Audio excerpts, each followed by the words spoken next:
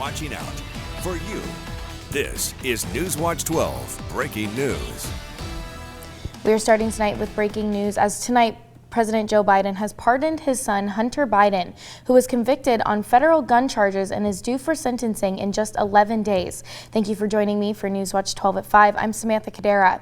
The announcement coming tonight despite the White House's assurances last month that Joe Biden had no intentions of pardoning his son. And we'll have more details tonight at 6 and 11 as more information becomes available. And a chilly and foggy start to both the week and the month as we wind down after the Thanksgiving weekend.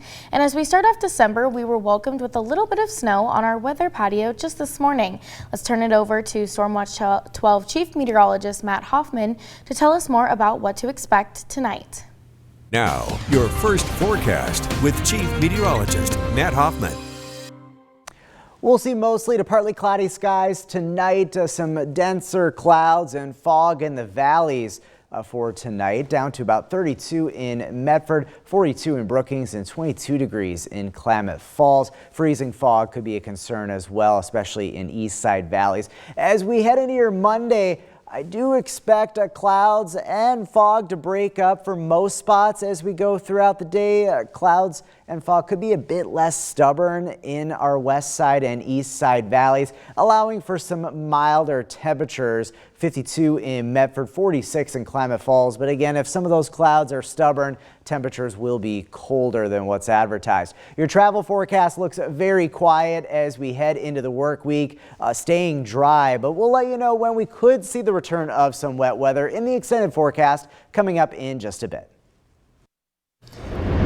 With overnight lows dropping into freezing temperatures, Mint is opening a warming center for those in need. The shelter was open last night and had 71 guests come for a meal and resources, with 38 of them staying overnight. The shelter is open now until 9 a.m. and tomorrow in front of the Weimar on the Redwood Highway.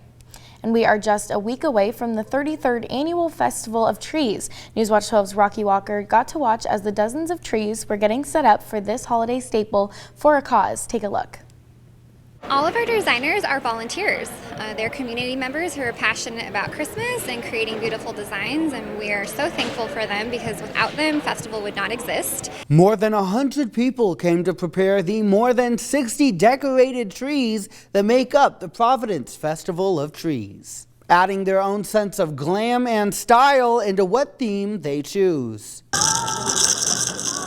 Volunteers from throughout the community come by to show off their creativity and start the season, with many of them like Tanya Ophis decorating for decades. It's like, yay, this is the kickoff to the season, and it just really makes my heart happy. The Festival of Trees is next weekend, but this weekend is when they put the pedal to the metal, creating their elaborate displays and showing off all the work that they've done. It takes me all year. I shop all over. I get my idea and then I just build from that, or I get the name and then build from that. And this time it was the name and then I built from that. They add in their final touches and wait for the event to take place, with thousands expected to attend and an event goal of fundraising $500,000 for Providence, helping provide health care in the community. Without the support of philanthropy, a lot of people, wouldn't be able to access certain types of care here in the Valley. This year's funds will go to Providence Medford's Cancer Center expansion, increasing access to services specifically to those fighting cervical cancer. In Medford, Rocky Walker, NewsWatch 12. And the Festival of Trees starts in just 1 week, being a 2-day viewing next Saturday and Sunday from 9 a.m. to 4 p.m. each day. And the event will see live performances, a visit with Santa, a teddy bear hospital, and raffles. It takes place at the Medford Armory, and ticket prices vary by age, with adults paying $8, and those prices are on your screen right now. An intense fire in Klamath Falls broke out at Oak and Commercial, drawing concern from nearby residents. Take a look at these intense flames in downtown Klamath Falls. NewsWatch 12 spoke to the person that called 911 after the fire broke out, who reported the fire, describing hearing explosions as flames climbed two large trees, raising concerns about nearby power lines. We reached out to the Klamath Falls Fire Department for more details, but have yet to hear back, and will continue to track this story. And Klamath County Commissioners are looking for volunteers to fill an advisory board and committee positions in the county.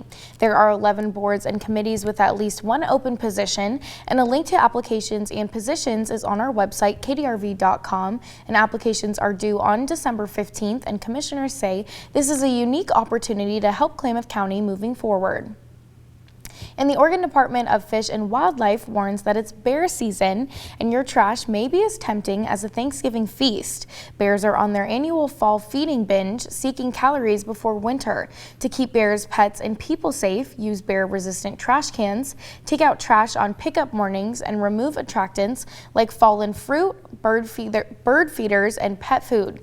Most bear conflicts are preventable, so contact ODFW if you notice unusual bear behavior.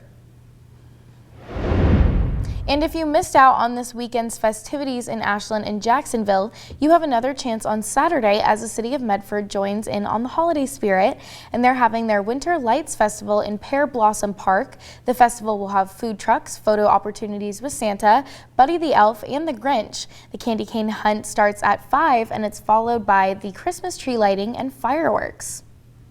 And over in Josephine County, the 2024 Grants Pass Parade will also be on Saturday at 7 p.m. The parade will happen rain or shine along 6th Street, and there will be free hot cocoa and popcorn for attendees. Both Santa and the Grinch are expected to make an appearance before the parade. And the Civil Air Patrol Medford Composite Squadron is getting ready for wreaths across America. You're taking a look at video from last year's event on December 14th. They'll be laying wreaths at the Eagle Point National Cemetery. Wreath laying starts at 9 a.m. and the ceremony starts at noon.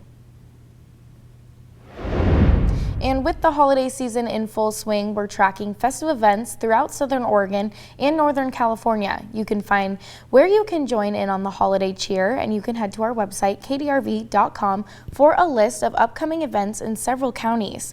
And if you're hosting an event, we invite you to share them with us by sending it to our email or submitting it to our community chalkboard.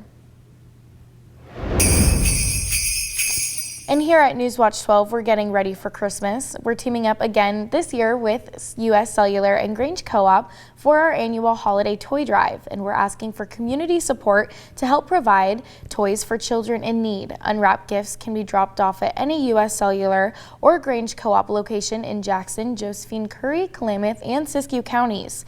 Donations stay local and support the programs of CASA in Southern Oregon and Siskiyou County.